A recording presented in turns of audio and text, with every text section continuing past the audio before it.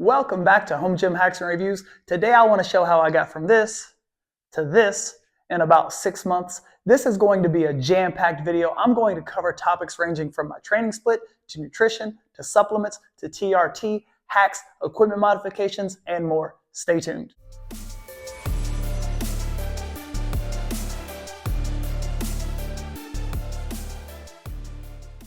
When PowerTech invited me to their headquarters, I felt like I had two options to prepare.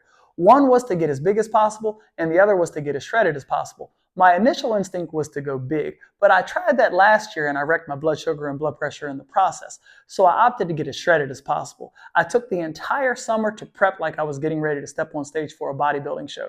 For the first few weeks of my prep, I actually got the RP Hypertrophy app and RP Diet app because I wanted to try something new.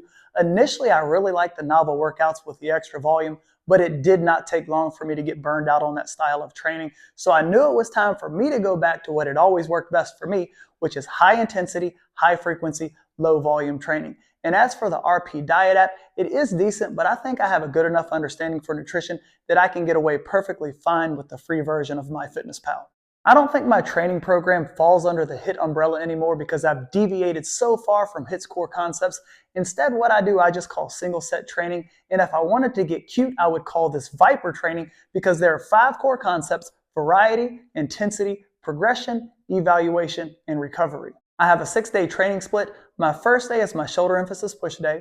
My second day is my arm day. My third day is my hamstring and glute emphasis leg day. My fourth day is my chest emphasis push day.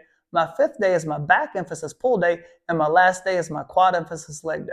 I did DC training throughout my 20s and 30s, but when I got into my 40s, I switched to a push-pull legs program. However, I have really enjoyed the addition of my arm training day because it allows me to hit my biceps and triceps a little bit harder with a little higher frequency, and it's not as taxing as a lower body day. I'll also take a rest day whenever I need one, sometimes 2 rest days back to back, so the muscle group that I'm working doesn't always fall on the same day of the week, and this allows me some degree of auto-regulation in my training program. Depending on the training day, I do 1 to 4 exercises per muscle group, and I try to get 8 to 12 repetitions per set. I do a couple of progressively heavier warm-up sets, and then my one all-out work set taken to failure. I don't count rep speed. Instead, I just try to control the weight on the way up and the way down, and I always try to choose exercises that have a lot of stability. So for example, instead of doing a standing barbell row, I would do a chest-supported cable row. I started recording these workouts on Saturday, and that just happened to be my shoulder emphasis push day, so that's where I'll start. During each training day, I'll talk about specific training topics like warm-up, stretching, and training to failure. After a couple of progressive warm-up sets, I start with my one all-out set of incline presses on the PowerTech multi-press. The lift-off hack using the wooden blocks has truly been a game changer. I can actually increase my range of motion for the exercise because I can put the safety pin a setting lower. It's so much easier on my shoulders not starting in the hole. I won't show every rep of every set, and sometimes I'll just pick up right in the middle of a set so this video isn't too long. Next up, one of my all-time favorite exercises, the incline Smith press. So the multi-press is a nice lateral exercise where the Smith bar offers enough variety that I don't feel like it's too much of a duplicate exercise.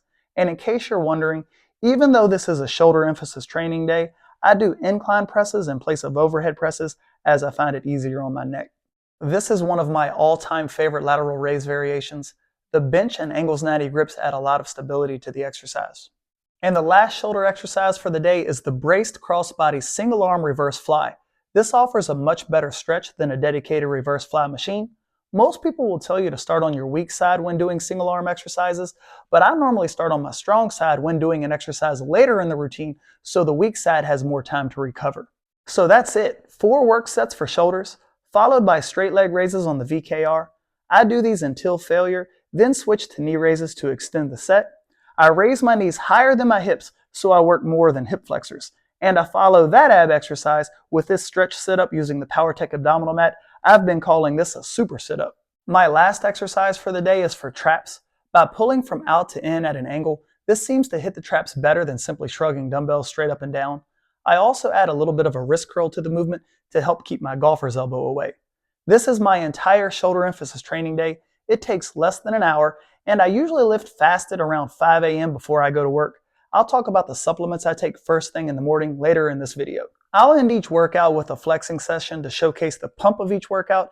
This post-workout look was surprisingly good, and it's one indicator I had a pretty successful training session. My next day is an arm day. I don't spend a lot of time warming up before these workouts, usually just some light band work and some push-ups on days when the push muscle groups are being used. Most of my warm-up takes place during my warm-up sets for a given exercise.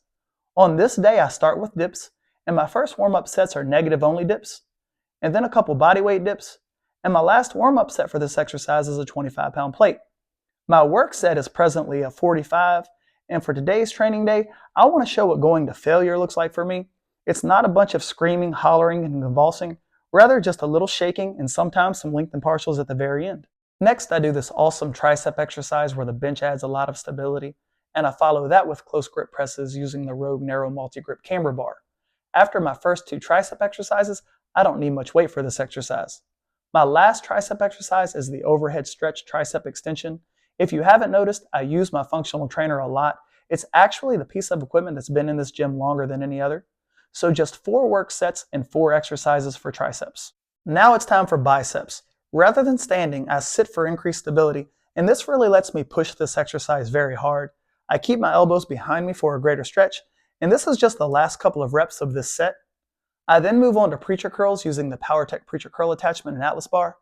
By the way, I have reviews for everything I'm showing in this video. Here is the Nautilus compound curl machine. I think this piece of equipment is aggravating my golfer's elbow, so I'll probably drop this exercise and start a new one. I put functional trainer handles on the machine's handles to angle my grip, but I can still feel inflammation in my elbow. And the last bicep exercise, which also hits my back, is the supinated pull-up.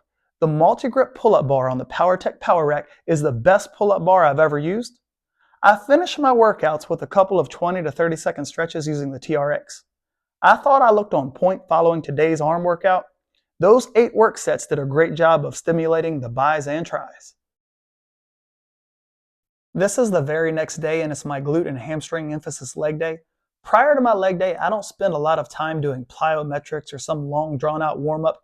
Instead, a light set of leg extensions, leg curls, hip adduction, and some calf raises to improve my ankle mobility. Then it's right into my first exercise on the PowerTech compact leg sled with a couple of progressive warm up sets. I put a squat wedge on the platform and the PowerTech ab mat behind my back. My setup improves the machine's range of motion, biases the quads, and it helps keep my heels planted. This setup requires much less weight than I've used in the past, and it makes me like this machine more than ever. After my one all-out work set, I move on to abduction. I bought 2 more PowerTech ab mats to serve as spacers between my thighs and the machine's pads, but they were a little too big, so I just used my hands as spacers to improve the machine's range of motion ever so slightly. I then moved on to hip extensions on the PowerTech Hyper Crunch. I was using dumbbells and doing this exercise with a lot of weight, but I recently switched to bands, which I am liking better because I feel it more in my posterior chain. I then go back to the sled for calf raises on the edge of the platform. I normally put the range of motion stopper in the closest hole just in case something goes wrong, but I forgot today. As you can see from the shaking, this got the calves really well. Next, I move up to my bonus room for a set of seated leg curls on the Titan leg extension leg curl machine. All of my 35s are in the garage, so I just used a 25 on the stopper post. And then I went over to the ab core for abdominals and obliques. If I'm short on time, I leave out the oblique exercise. And my last exercise is the seated calf raise in the PowerTech spare bedroom gym. This workout has me all over the house, but I'm lucky to have all this equipment and all of this variety in my training. And remember, variety is the first principle in my training program. After a warm-up set, I perform 1 work set. I've got bands on the lever gym, so I don't need to load the machine so heavy. And I'm using my arms to increase the resistance on the negative. This workout was a good one, and you have to love a lower body workout that gives you an upper body pump. Those were the first 3 workouts of my training program, and I'll go over the next 3 as soon as I cover progression and evaluation, which kind of go hand in hand. Progression is, of course, progressive overload. So every workout, I try to go up a rep or 2 to 5 to 10 pounds, especially if I've gotten over 12 reps. And there are some workouts where I have to keep the weight the same. So if I'm only getting 7 or 8 reps, I'll keep the weight the same. And in some cases, I might even lower the weight if I'm only getting 4 to 5 reps. So that's where the evaluation part comes in, and that's why I log everything in my logbook. I need to determine if the exercise is still serving me well and if I'm improving upon the exercise. If the exercise is causing me joint pain, if I'm not getting a pump, if I don't really feel it working the target muscle, it's time to swap it out for another exercise. My chest emphasis push day is next. After a couple of progressively heavier warm-up sets, I perform my one all-out work set on the PowerTech multi-press, again using the block lift-off hack. I follow that with a camber bar flat press. I didn't realize how much I missed being under the bar until I got back under the bar. I never thought I'd say it, but I prefer this to the dumbbell flat press because it's easier to lift the bar out of the J-cups and back in than it is to get the dumbbells in and out of position.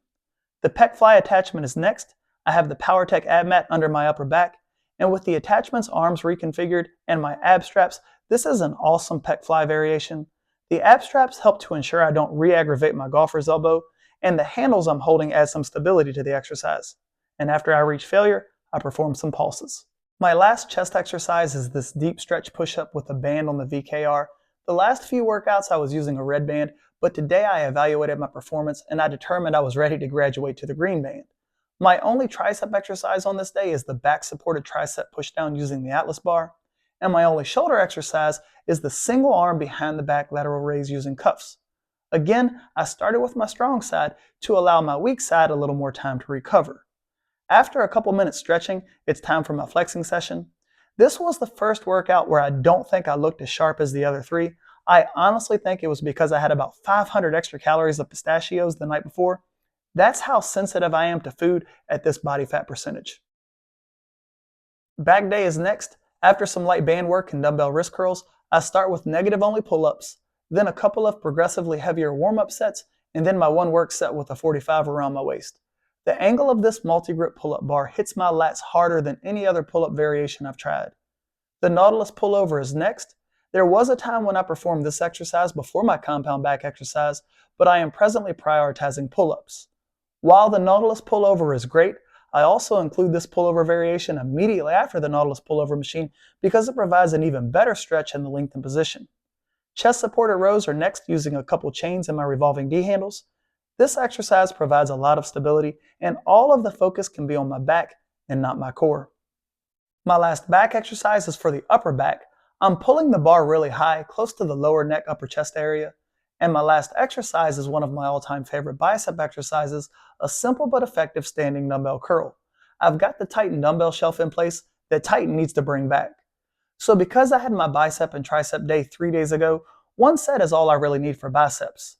I finished the workout with a little bit of stretching for the back and biceps and some flexing. Again, I still don't feel like I had the super sharpness in my physique I did in the first 3 workouts, so I lowered my fat content for the day. And by the way, Rob Riches tried to help me with my posing while I was in California. My quad emphasis training day is my last training day of the routine.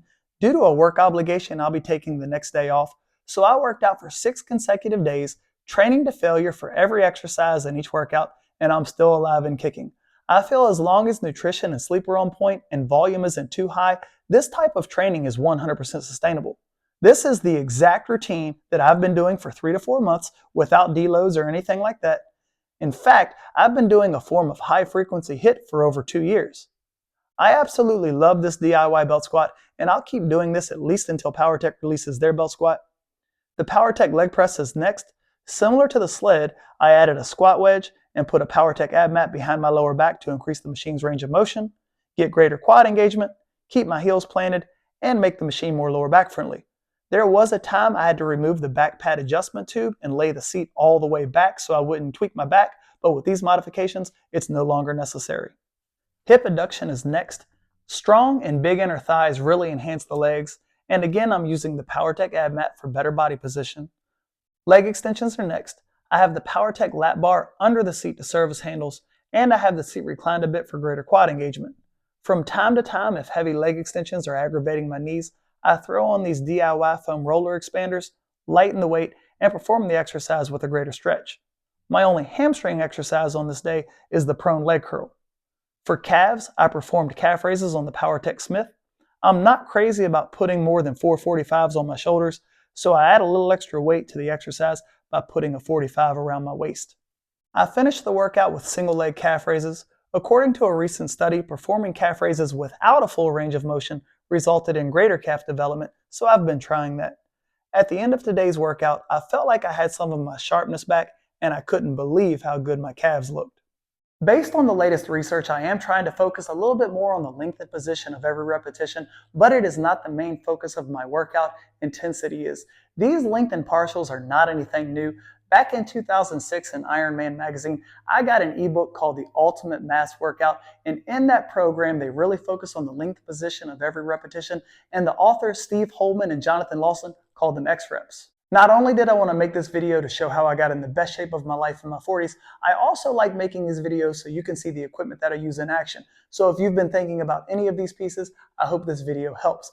I don't want to review a piece of equipment, tell you how great it is, and then you never see it again. Instead, this is the equipment that I use week after week and month after month. And by using this equipment as much as I do, I can continue to come up with hacks, modifications, and new and unique exercise variations for each piece that I have. I think nutrition needs to be pretty individualized, much more so than a workout program. Keep in mind, I am a type 2 diabetic controlling the condition with diet and exercise, so my carb content is probably significantly lower than most people's, and my fat content is probably significantly higher than most people's.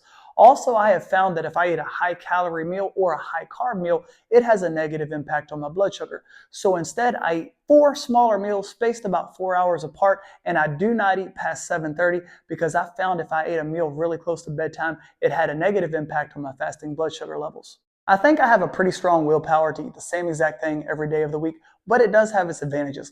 First off, I know exactly how each meal is going to affect my blood sugar, and secondly, I know the calorie and macro content for each meal. Before I went out to PowerTech, I was actually down to 1,100 to 1,200 calories a day, and I was pretty miserable. I was constantly thinking about food, but I knew I was going to have to suffer to get the look that I wanted because I only allowed myself the summer to get ready. But now that I'm back, my meals have basically stayed the same, but I have added a little more fat in, including whole eggs, cottage cheese, and shredded cheese. Here's what a day of eating looks like for me. I think you'll be surprised that it's not very much. My first meal of the day is 1.5 scoops of whey protein and 3/4 of a cup of berries. I drink this about 30 minutes after my workout and on my way to work. This only comes to 218 calories, 15 grams of carbohydrates, 1 gram of fat, and 39 grams of protein. Lunch is 3 whole eggs, a half a cup of egg whites, 1.5 servings of shredded vegetables, a 1/4 cup of cheese for flavor, and a 1/4 cup of pistachios. This meal comes to 638 calories, 28 grams of carbs, 38 grams of fat, 47 grams of protein. My snack is 1 serving of whey protein and a serving of flax seeds. This meal is 270 calories, 11 grams of carbs, 13 grams of fat, and 30 grams of protein. My dinner is the same meal as my lunch, but instead of shredded cheese, I have cottage cheese. This meal is 644 calories, 33 grams of carbs, 34 grams of fat, and 53 grams of protein. I have about a gallon of water a day. When I meal prep, I cook my dinner and lunch for the next day, and while the food is cooking, I'm also prepping my snack for the next day. This is extremely efficient, and when you look at what I eat in a day, it's not very expensive, and everything is easy to make. Sometimes my wife and I will go out to eat and I'll get chicken, but this is pretty much what I eat 6 to 7 days a week, and luckily I do like eggs. This daily meal plan gives me nearly 1,800 calories, 90 grams of carbs, 87 grams of fat, and 170 grams of protein. The percentages on the right are just what MyFitnessPal recommends, but I have tailored my diet to keep my blood sugar low. I'm going to do a fasted blood sugar reading. It's Saturday at 6 a.m. I slept in an hour later than what I normally do, which sometimes has an impact on my blood sugar.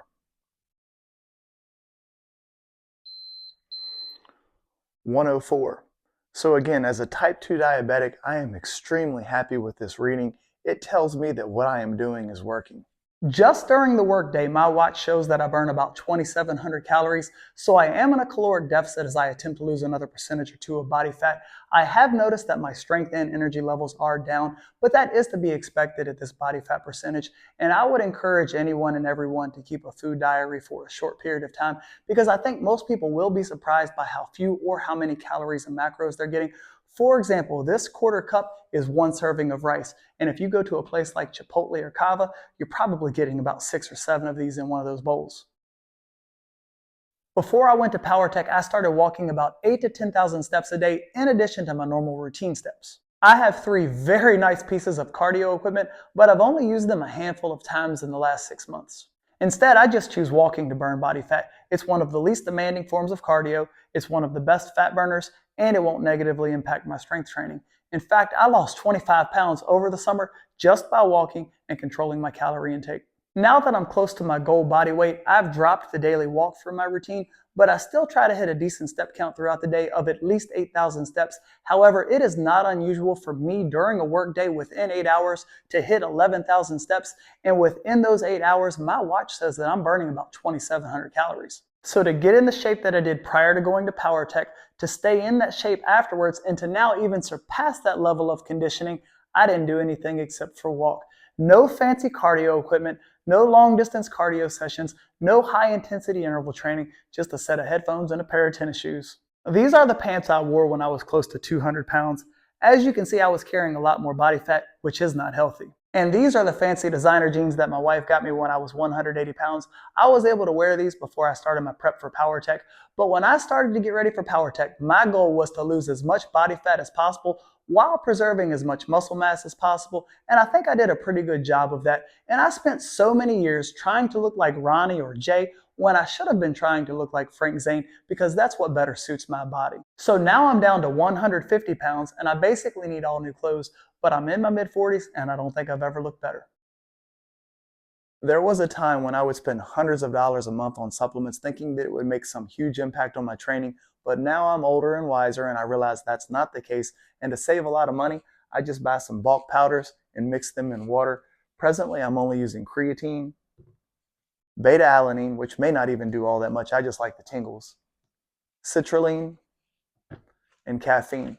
And because I train fasted first thing in the morning because I don't have time to get a meal in, during my workout, I will have some EAAs. So for caffeine, I'll have about 200 milligrams. For citrulline, depending on the day, if it's an upper body day, I might have 8 to 10 grams of citrulline, and if it's a lower body day, I might have 4 to 6 grams. For beta-alanine, 4 grams. And I do mix creatine with caffeine. I know there is some evidence to say that it may impact the effectiveness of creatine if it's mixed with caffeine. I do it anyway, and 5 grams here. I'm not really brand loyal when it comes to supplements, but most of these are caged. The intra-workout is NutriBio. Beta-alanine is Primaforce. And here's my caffeine capsule that I just mix in with the water. I have to be careful with caffeine because if I have too much of it, it will increase my anxiety. But also, I am on blood pressure medication, so a lot of caffeine isn't good for that. And a lot of people probably wouldn't want to do this, but I actually like the taste of mixing all these with water and just taking it to the head. I'm about halfway through my shoulder emphasis push day, and I have another 100 milligrams of caffeine mixed in water. And I have my intra-workout drink, which is again the NutriBio Intra Blast, which is full of EAAs. One of the things that I really like about buying these bulk powders is that I can manipulate the dose. So for example, if I am anxious one morning, or if I'm training a little later than normal, I can decrease the amount of caffeine that I'm having. Also, these bulk powders don't have any dyes or flavorings, and sometimes so many of these pre-workouts and intra-workout supplements are full of a lot of things that aren't really researched and backed by science, so I only use bulk powders that have some evidence behind them, or at the very least, generally recognized as safe. I also take a daily multivitamin just as an insurance policy to make sure I'm getting all my vitamins and minerals. Back in April of 2023, I said this: I have toyed with the idea of selling all of my commercial equipment and just building my body with PowerTech home gym equipment. I have been known to do some extreme things on this channel, like selling half of my home gym equipment, so don't put it past me to do something extreme again. And that is exactly what I have done. I wanted to show my dedication to the brand, but I also wanted to show that I didn't need super expensive pieces that are highly specialized like the Prime pieces, and I didn't need pieces that are extremely overbuilt like Rogue. Instead, I went with the brand that I have been using since 2008, which offers a lot of quality for an affordable price and a lot of versatility with an extremely small footprint, and most importantly, PowerTech pieces are effective. I am not sponsored by PowerTech, and PowerTech has never paid me to make a video, whereas some companies have offered me some money in exchange for a review. I am obviously very loyal to PowerTech, but it's not a blind loyalty. I called PowerTech out about their first compact leg sled, and for every piece of PowerTech equipment I've reviewed, I've offered suggestions and areas for improvement. I have politely declined affiliate offers and free equipment in exchange for a review from over 50 companies. Some of these companies are big names, while other companies are Amazon-based, but this is how loyal I am to PowerTech. I don't want to train with anything else. I also want to mention that I was an affiliate for Rogue, Ironmaster, Titan, and Fettle Fitness, and I ended all of my affiliations with those companies because I wanted to focus solely on PowerTech.